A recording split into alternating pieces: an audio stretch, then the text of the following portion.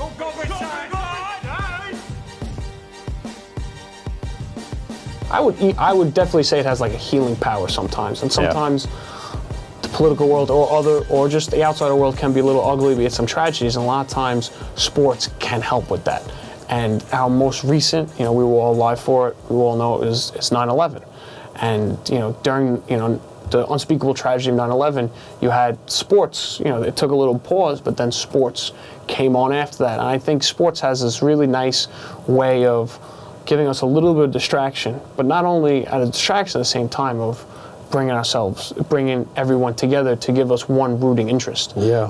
I know, Rich, you mentioned the Piazza. Mets, the first Mets game. I remember at home watching that, and that was the first sporting event in New York. Yeah, and it's late in the game. My dad's passed out, and no joke, it was the one time I thought I gave my dad a heart attack. I just screamed and cheered as soon as Mike Piazza hit that home run. My dad's like, "What happened? What happened?" Yeah. And I was like, "Mets what? Mets?" Yeah. And it was that slight moment that really, at that moment you didn't forget, but But yeah, it gave you something to cheer. Right. It was a reason exactly to be happy, even if it was for a split. A reason to cheer, to be second. happy. Look, the Yankees are the evil empire. Yep. Right. I love the Yankees. But at that time, everyone finally was rooting for the Yankees, right? But not to make light of the situation, but yes, right. Everyone came together and was rooting. You had a team from New York going on this amazing run. And you finally had a chance to, after the difficulty of those days, to just get back to normalcy, right? To get back to what you had been doing day to day, to have a chance to not think about the big stuff that was happening and have a chance to actually relax. Without the sports, what would we have had? Yeah, and it's not us, but even tragedies way back echoed that same exact sentiment. In pre-production, I was looking up some stuff, and it was talking about FDR in World War II. And in 1941, Pearl Harbor was bombed, and America declared that they would be entering World War II. Yep. And in January of the next year, because it was December, so baseball wasn't going on, but in January of next year, the commissioner wrote a letter to Franklin Delano Roosevelt, who was the president at the time, and asked if he thought that they should cancel the baseball season because we would be at war, or we should keep it going. And it was something that's now become known as the green light letter. And FDR essentially said, it is up to you, and it's up to the commissioner, it's up to the owners. And he wrote back, he said, however, I personally would strongly believe that baseball should go on this year because it's going to be a lot harder. This year is going to be a lot harder than a lot of previous years. He mentioned people are going to be working longer. Who's going to have family members out at war, and they're going to need something.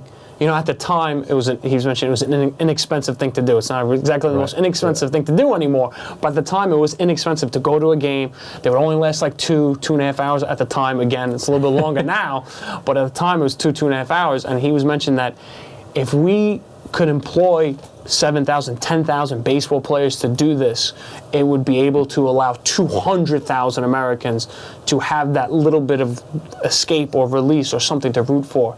So it really does have this nice this uplifting effect, even if it's that for a little bit of time. Yeah, at the end of the day, it's the community has a chance to come together on something that they love, and at the same time gets them away from day-to-day life. They actually do this a lot, or they've done this a lot in war-torn, post-Civil War countries too.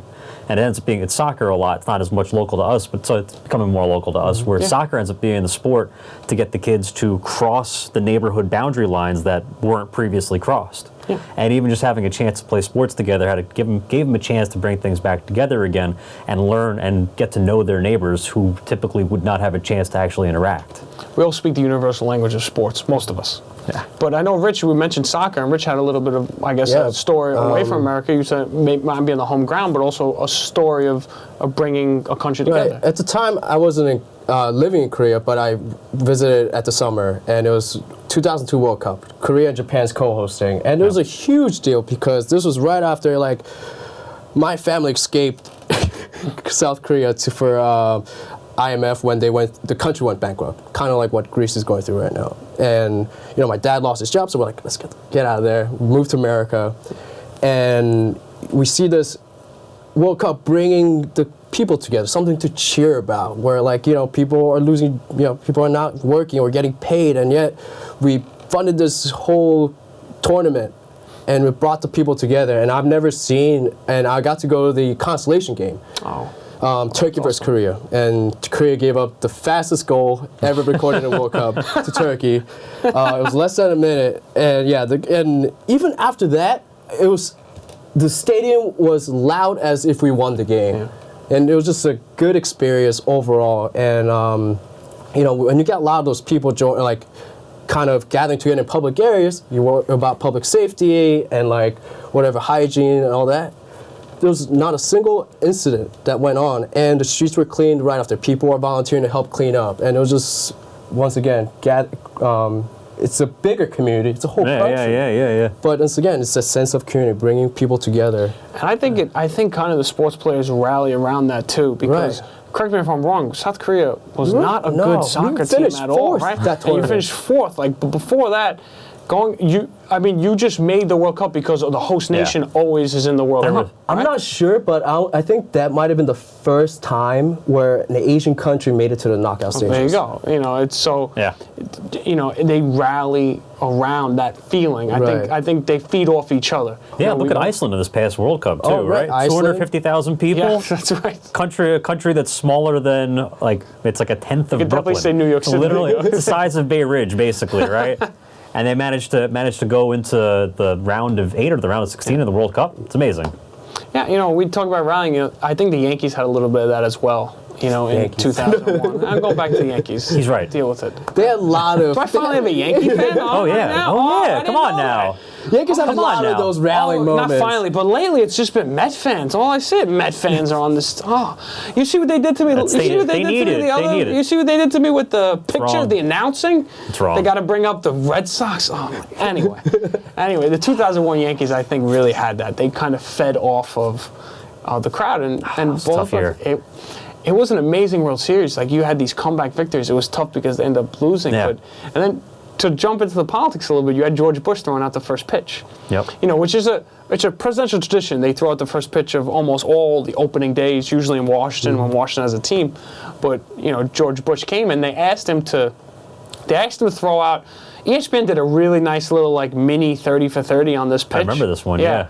And they asked him to throw out the first pitch of Game 1 of the World Series, and he declined it because he said, I think it would mean more if I threw it out in New York this year. Despite the security concerns. Exactly. So he threw out the first pitch of Game 3, which was a little odd because it was Game 3, but you had a Secret Service agent who was dressed as an ump. I don't know if anyone known that. I did not know that. Throwing the first pitch. So there was 7 umps on the field, and there should be 6 during the playoffs. Oh, so one was a Secret Service agent, and then he was in a Kevlar, and then the story to mix with sports, we talked about how he did love sports. He was practicing underneath in the cages underneath the Yankee Stadium, and he's throwing, and then Jeter comes up to him, and it's like, oh, hey, Mr. President, Terry Jeter, and they're talking, and then he's like, are you going to throw from the base of the mound? He's like, yeah. He goes, they might boo you if you do that. So then George Bush he said he got nervous, so he starts practicing for 60 feet, and then Jeter goes, don't bounce it either, because they'll boo you. And then he just left, and Bush was being glib about how he was so nervous, more nervous than anything, and he threw a perfect strike. That was great. He threw a perfect strike. He's very happy about that, and everyone was a fan. It was a good moment. It really was a good moment, and I think sports helps do that. Yeah, it's incredible how well it does to bring everybody back together. Yeah. They say it's just a game, but it's more than a game. That's why we do this. You know, that is honestly why we sit here and we talk about sports, because to us it's more than just a game, and at some points it really, really is more than just a game.